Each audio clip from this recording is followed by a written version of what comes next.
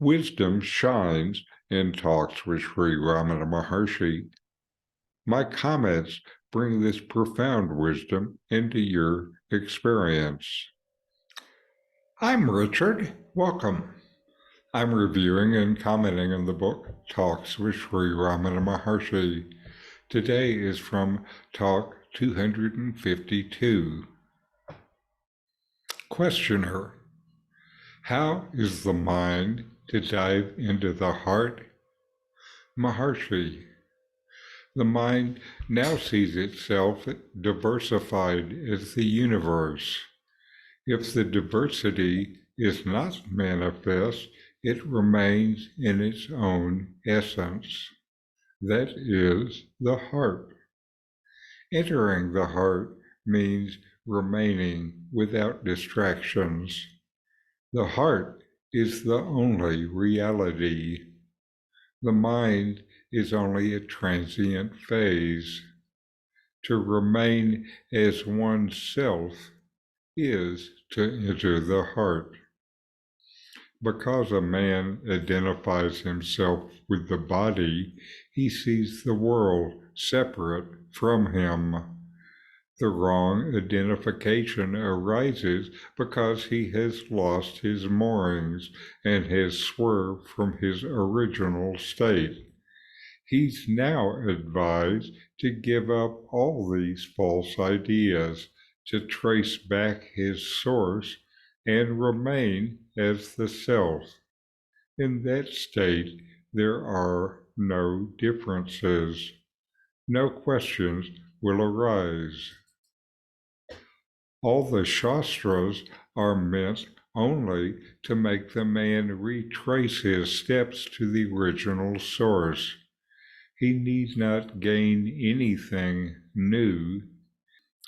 He must only give up his false ideas and useless accretions. Instead of doing it, he tries to catch hold of something strange and mysterious because he believes that his happiness lies elsewhere. That is the mistake. If one remains as the self, there is bliss. Probably he thinks that being quiet does not bring about the state of bliss. That is due to his ignorance. The only practice is to find out to whom do these questions arise. In this exchange, a questioner seeks guidance on how the mind can dive into the heart. Ramana Maharshi, in his characteristic style, doesn't assert, but gently guides. He starts by explaining the current state of the mind, which perceives itself as diversified, like the universe. This diversity is a manifestation of the mind, and when it isn't apparent, the mind rests in its essence, which is the heart, the spiritual heart, not the physical one. Entering the heart, says Ramana, means staying focused without distractions. The heart, Ramana says, is identified as the soul reality, while the mind is described as a transient phase. To remain as yourself is to enter the heart, transcending the transient nature of the mind. Ramana points out that the erroneous identification, the misidentification with the body, brings with it perceiving the world as separate. This misidentification, he says, stems from losing touch with your original state.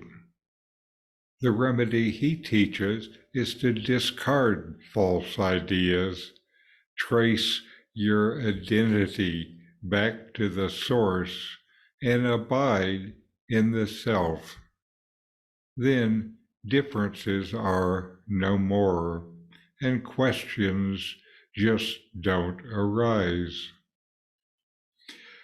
Ramana emphasizes that scriptures and teachings serve the purpose of guiding you to retrace your steps to the original source. The goal is not to acquire something new, but to relinquish false ideas and things that you're attached to. Ramana encourages you to give up the pursuit of what he calls strange and mysterious approaches, since true and lasting happiness lies in remaining as the self. Ramana mentions remaining quiet and the wrong idea that silence does not lead to bliss. He says this misunderstanding arises due to ignorance.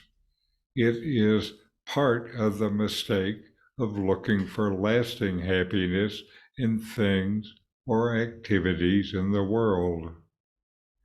Ramana says that spiritual practice is not about gaining something new and external, but about revealing the self through self-inquiry. He encourages you to investigate to whom these questions arise. This is the path to self-realization. The dialogue focuses on Ramana Maharshi's teachings of the importance of self-inquiry, the transient nature of the mind, and the profound bliss that arises from abiding in the true self. So inquire, know yourself, and be always free and at peace. These videos bring Ramana's teachings into your direct experience. Click subscribe to see more. Click thumbs up to like, and send questions and start a dialogue with a comment.